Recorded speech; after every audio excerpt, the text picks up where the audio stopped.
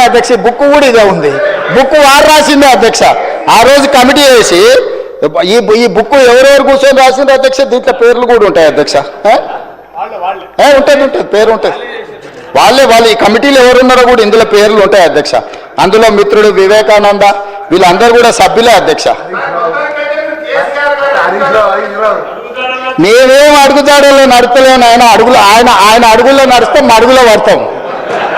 ఆయన అడుగులో నడుస్తామంటే మడుగులో పడతాం, సడుగులు ఇరుగుతాయి అధ్యక్ష. అట్లాంటి వాటి చేయం అధ్యక్ష, సాంప్రదాయాలను పాటిస్తామని అంటున్నాం అధ్యక్ష. ఈ సభ కొన్ని సాంప్రదాయాల ప్రాతిపదికన సభ నడుస్తుంది అధ్యక్ష. నేనున్న సభ్యులందరికీ, ఇక్కడున్న మిత్రులకు సభ్యులకు ఆశించటోళ్ళకు ఒక ఆయన అయితే ఆల్రెడీ నేను అభ్యర్థి ఆయన ప్రచారం చేస్తున్నాడు. పాపం ఆయన అమాయకుడు, ఉన్న మంత్రి పదవి ఊడవిక్కిరు, పంచగట్టుకుర్రు. ఆయన నానాడు మా ముందర నువ్వు పంచగట్టుకొని తిరుగుతావని ఉప ముఖ్యమంత్రినే తీసేసిర్రు. ఎందుకంటే కొంచెం మంచిగా డ్రెస్ అయితే కూడా వాళ్ళకి నచ్చక, ఆ రోజు నేను చెప్పిన రోజు ఆయనకు, ఆ రోజు నాకు మంచి మిత్రుడే అప్పట్లో, అరే నువ్వు ఇంత మంచిగా కడక్ తయారై ఇట్లా చేసి నువ్వు సభలోకి వస్తే ఉద్యోగం ఊడుతుందన్న, సరిగ్గా నెల తిరిగేటప్పటికి ఉద్యోగం ఊడిపోయింది అధ్యక్ష. ఇప్పుడు ఆయననే అమాయకుడే ఈ పాపము, వచ్చేసింది వచ్చే వారమే ఎలక్షన్ అని తిరుగుతున్నాడు అధ్యక్ష. నేను తమరి ద్వారా ఎవరైతే ఉన్నారో సభ్యులు ఎవరు ఆందోళన చెందాల్సిన పని లేదు. ఏ ఉప ఎన్నికలు రావు, వారి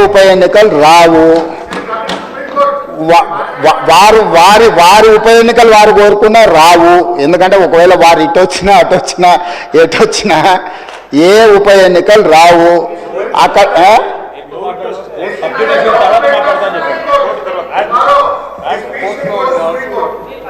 అదేవిధంగా హరీష్ రావు గారు బాగా గుర్తు చేశారు, విషయం సుప్రీంకోర్టులో ఉంది. ఆ సుప్రీంకోర్టులో సబ్జుడిస్ అయిన విషయంలో లోపల నేను మాట్లాడితే కొంత ప్రొటెక్షన్ ఉంది, కానీ బయట మాట్లాడే వాళ్ళకి ఎవరు ప్రొటెక్షన్ ఉండదు actual. This house is immune for certain loss.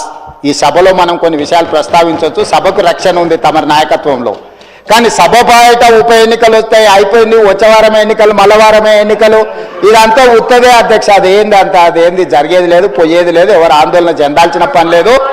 ఎందుకంటే ఉప ఎన్నికల మీద మనం దృష్టి పెట్టాల్సిన అవసరం లేదు, అభివృద్ధి మీద నేను ఎందుకు ఇవన్నీ విషయాలు చెప్తున్నా అధ్యక్ష తమరి ద్వారా అంటే, మా దృష్టి ఎన్నికలు ఉప ఎన్నికల మీద లేదు, మా దృష్టి రాష్ట్ర అభివృద్ధి మీద, రాష్ట్ర సంక్షేమం మీద, రాష్ట్రానికి పెట్టుబడులు తీసుకురావాలని, తద్వారా ఉద్యోగ ఉపాధి అవకాశాలు కల్పించాలని, శాంతి భద్రతలను కాపాడాలని, ఈ రాష్ట్రంలో ఎవరైనా తప్పులు చేస్తే వాళ్ళ పట్ల కఠినంగా వ్యవహరిస్తామని చెప్పడానికే ఈ అన్ని విషయాలు నేను ఇక్కడ ప్రస్తావించిన అధ్యక్ష.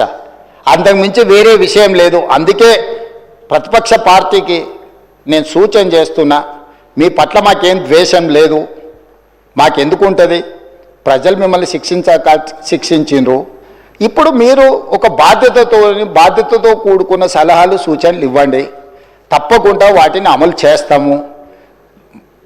ఉప ముఖ్యమంత్రి గారు ప్రవేశపెట్టిన బడ్జెట్లో చాలా సహేతుకత ఉన్నది.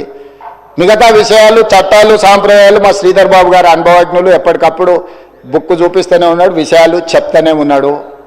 కాబట్టి దయచేసి అందరికీ నేను అడిగేది, అదేవిధంగా అక్బరుద్దీన్ ఓవైసీ గారు కూడా కొన్ని అంశాలను ప్రస్తావించారు, నేను వాటిని డీటెయిల్గా మాట్లాడతాను. ఏ ప్రతిపక్షమైనా మాకు ఇచ్చే సూచనలే మేము డెఫినెట్గా ఓ సమయంలో నేను హౌస్లో ఉన్నా లేకపోయినా మీరిచ్చే సభ్యులు ఏదైతే కోర్ ఇష్యూస్ రేజ్ చేస్తుండ్రో వాటన్నిటిని నేను వింటూనే ఉన్నా, చూస్తూనే ఉన్నా. వాటిని పరిష్కరించుకొని ముందుకెళ్దాం. తమరు సభ్యులకు ఎవరెవరికి అవకాశం ఇవ్వాలనో తమరు అవకాశాలు ఇవ్వండి అధ్యక్ష. నా విజ్ఞప్తి ఒకటే, సూచనలకు సలహాలకు సమయం ఎక్కువ ఇవ్వండి. రాజకీయ దాడి చేస్తాం, ఎదురు దాడి చేస్తాం, క్షణికావేశంలో యాసిడ్ దాడులు చూస్తుంటాం కదా అధ్యక్ష. అట్లాంటి యాసిడ్ దాడులు లాంటి ఆలోచనలతో ఇక్కడ మాటలు మాట్లాడితే అది రాష్ట్రానికి నష్టం జరుగుతుంది. రాష్ట్రానికి నష్టం కలిగించే మాటలు ఎవరు అక్కడి నుంచి మాట్లాడినా, ఇక్కడి నుంచి మాట్లాడినా, ఎక్కడి నుంచి మాట్లాడినా వాటిని నియంత్రించండి అధ్యక్ష. ధన్యవాదాలు అధ్యక్ష.